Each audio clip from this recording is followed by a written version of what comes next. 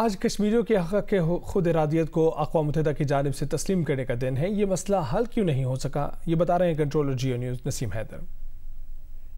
سال مقبوضہ کشمیر کے باسیوں پر بھارتی مظالم کے پہاڑ ٹوٹتے گزر گیا۔ اسی پر بات کرنے کے لیے اس وقت ہمارے ساتھ موجود ہیں علی رضا سید، جو کہ کشمیر کونسل EU کے سربراہ ہیں اور بھارت کو ایکسپوز کرنے کی وجہ سے human right council of Pakistan نے انہیں حال ہی میں ایوارڈ سے نوازا بھی ہے۔ علی رضا سید، آپ کے وقت کا شکریہ۔ علی رضا سید، مقبوضہ کشمیر کی صورتحال پر کئی مظاہرے ہوئے برسلز میں، پارلیمنٹ میں جو مختلف قراردادیں پیش کی گئیں، یادداشتیں پیش کی گئیں، لیکن اس کے باوجود ہم نے دیکھا کہ بھارت کے جو اقدام ہے، ایک طرفہ اقدام، اس کے اوپر کوئی کارروائی نہیں ہوئی پچھلے سال۔ اس کی وجہ کیا تھی؟ اصل میں بات یہ ہے کہ پچھلے سال جو یوکرین وار جو شروع ہوئی تھی، اس کی وجہ سے جو یورپین یونین ہے، ان کا ساری توجہ جو ہے وہ یوکرین کی طرف تھی۔ تمام ویسٹرن الائنسز جو تھے وہ جو رشیا نے یوکرین پہ اٹیک کیا تھا، تو سارا اس کو روکنے کی طرف ان کی توجہ تھی۔ اب دیکھنا یہ ہے کہ ان سارے حالات میں آپ دیکھیں کہ انڈیا کہاں کھڑا تھا، چائنا کہاں کھڑا تھا، اور یہاں جو ویسٹرن ورلڈ ہے، ان کی پوری جو کوشش ہے وہ یہ ہے کہ انڈیا کو اپنے ساتھ ملایا جائے اور اس کو چائنا کے خلاف وہ کھڑا کیا جائے۔ تو میں سمجھتا ہوں کہ یہ سب سے بڑی وجہ ہے کہ جس کی وجہ سے باوجود اس کے کہ ہم نے خطوط بھی لکھے، ہم نے ملاقاتیں بھی کی، ہم نے پارلیمنٹ کے ممبران سے بھی ملے، ہم نے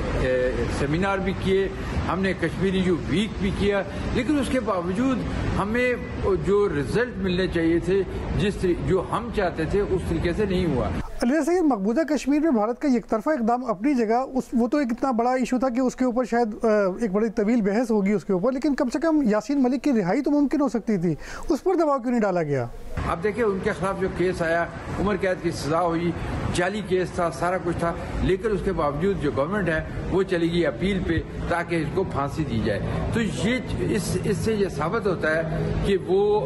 بھارت یاسین ملک کو اپنے راستے سے ہٹانا چاہتا ہے، اور وہ سمجھتا ہے کہ اس طریقے سے ہٹا کے وہ آزادی کی تحریک کو ختم کر لے گا۔ لیکن اس سے پہلے بھی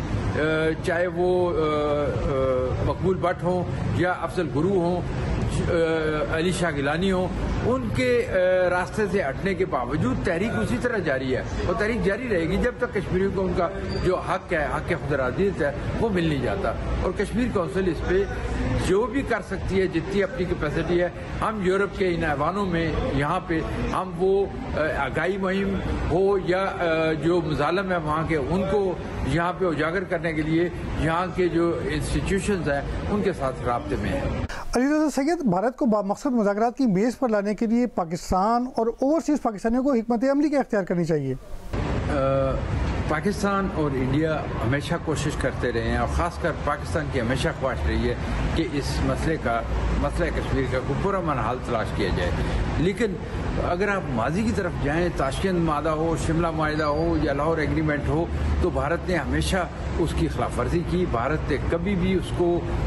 کامیاب نہیں ہونے دیا، اور اس میں ایک بنیادی وجہ یہ تھی کہ کشمیریوں کو اس میں شامل نہیں کیا گیا تھا۔ اور میں سمجھتا ہوں کہ اگر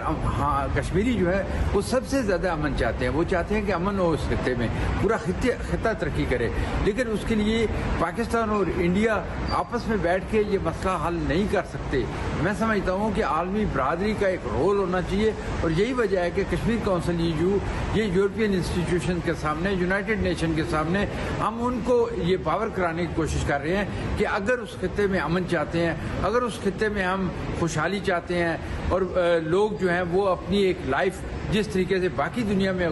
لوگ گزار رہے ہیں اسی طریقے سے وہاں پہ ہو، تو اس کا ایک ہی حل ہے کہ نیگوشیٹنگ ٹیبل پہ بیٹھ کے اس کا حل کیا جائے، اور اس میں عالمی برادری کا ایک رول ہونا چاہیے۔ عالمی برادری کو آگے بڑھ کے